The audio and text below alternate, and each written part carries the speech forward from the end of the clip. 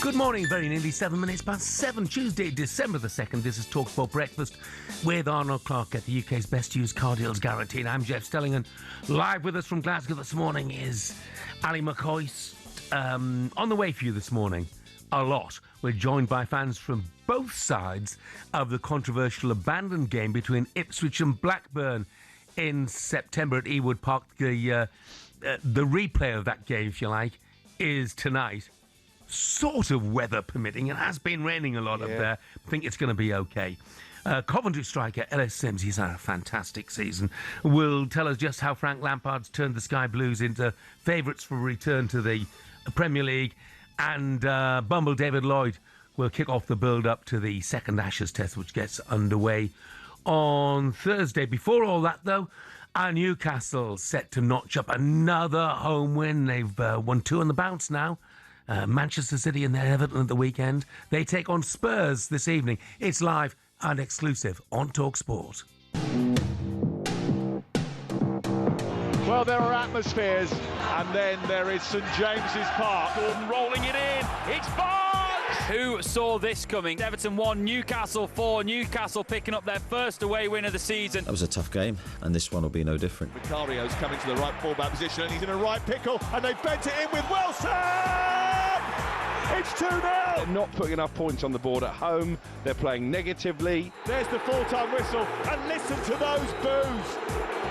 I think there might be a frank exchange of views after that. For me, that can't be true Tottenham fans. They should back the players throughout 90 minutes, no matter what. This is becoming toxic now. Used to call the fans, didn't they, the 12th man, and obviously they're working now for the opponent. Big question marks over Thomas Frank at the moment. It's never been under the microscope as much as what he has now. If we don't win, there will always be a frustration. My job is to make sure that we do everything we can to perform, but can we do that together?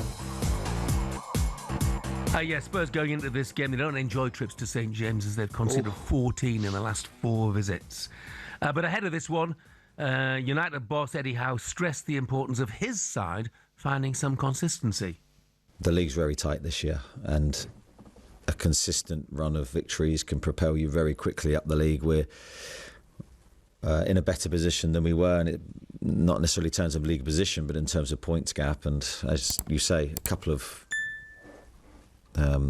wins, and we're back to where we want to be. So really key time, because what you can't do is allow yourself to become detached. We know where we want to be. We've got work to do to get there. We really need a run of games where we get positive results. That's what we're looking for. Well, if they win tonight, they move from 13th to 7th in the table. And of course, they've got Burnley at home next. Joining us now to build up the game, former Newcastle United defender Warren Barton. Morning, Warren. Good morning, Warren. How are you, mate? I'm very well, gentlemen. Good morning to you. Good. Do you get the impression that suddenly Newcastle have got a whole lot of energy back in the side with the return of Livramento and Hall, Lewis Miley starting, Elanga beginning to find his feet, Harvey Barnes flying? They look a very different team from the one a few weeks ago. Yeah, also, Jeff, I think the Champions League takes a lot out of you, and they've been doing remarkable in that, particularly at home. The Benfica result was a real uplifting game for everybody, and I think that carried on to the Manchester City game. And Ali, I tell you, once you get a little bit of momentum, get some players, and as you rightly said, 2 young fullbacks possibly for the next decade could be England fullbacks. So from that point of view, you're starting to get the momentum going. You're starting to get people off the treatment table. And what I love about Eddie, he's always consistent in how he says things, whether he's 5 games winning or he's had a couple of indifferent results away from home. He always keeps a level head, and there's always a mindset of what he's trying to do, and the players are focused on that. So I was always comfortable. I spoke to Ali a few weeks ago and said it's only a matter of time before they start getting going. We've had our record signing sitting on the treatment table for most of the season. He could be in and around the pack of the players now. Now you're starting to go into that busy holiday period with a full strength of squad of players there ready to go. Champions League is done and dusted. You can put that away afterwards and then start really concentrating. And like Eddie rightly said, get 2 or 3 results on the spin, and now you're 7th, 5th in the pack and got some momentum. I'm with you, mate. Well, I think it was only a matter of time before one or 2 results come the way, and I can see that that coming now. I want to ask you about Visa. It's interesting because I think I heard Eddie on the radio over the weekend saying I think he'd been involved in a practice game or something like that. His fitness was coming on, and obviously Eddie and his staff would gauge when's the right time to bring him back in.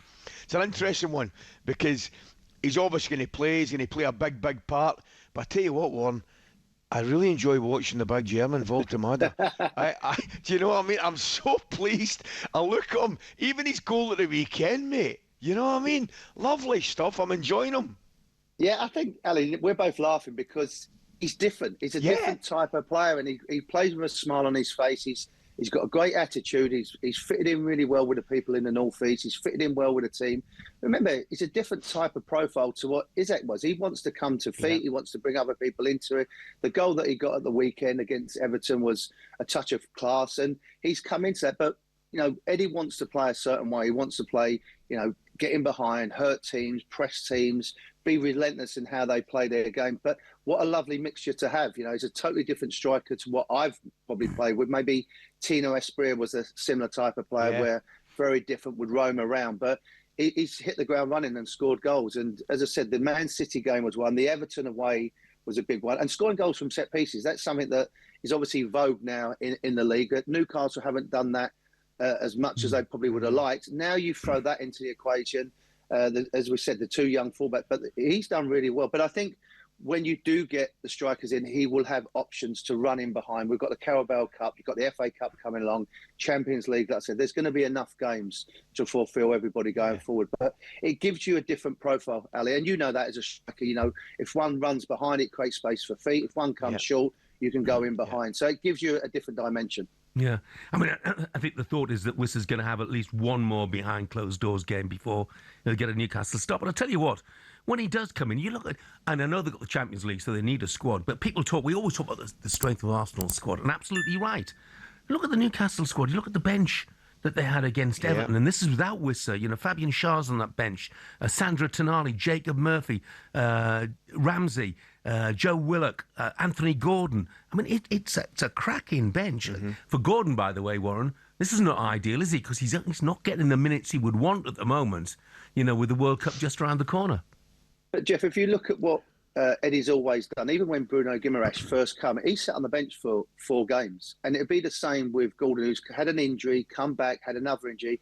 He did it with Hall. He doesn't just, you know, Big Dan Burns had to play left back. And Biggs is not a left back, but he did the job to allow Hall to have more training sessions, more practice games, to get to a level that goes straight into the Premier League. He can't come off the treatment table and then play 90 minutes in the Premier League. You're going to get injured again. So he's very astute in how he brings players into his squad.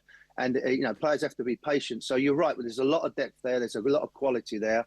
And he will pick and choose the right moments to bring the players in. So I don't expect him to have one practice game and play. He may have to sit on the bench for 3 or 4 games to get to feel how we play, how the system is, how he's been doing it. I know he's had 3 or 4 months to do that, but when you're sitting there and watching it and you're ready to go, then I'm sure you're going to see Eddie just break him in gently. And like you said, Jeff, you're right. You know, they've got a great squad. There's a lot of games coming along, and that's what he's wanted. And I'm not one now that I'm looking at January thinking we need to buy. You've got to get the right player and the right personality to come into this group of players now. We've gone past that when we've had to just get people in. When the ownership first came in 4 years ago, the transfer window at January, get 5 bodies in just to freshen everything up.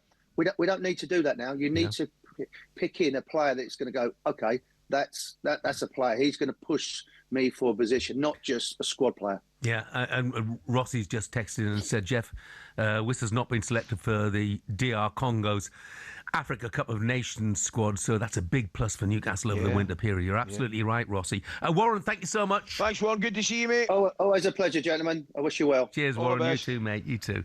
Newcastle United then against Tottenham Hotspur. Don't forget, you can hear it live on the talkSPORT network this evening. Up next, the England team in full for the second Ashes test in Brisbane.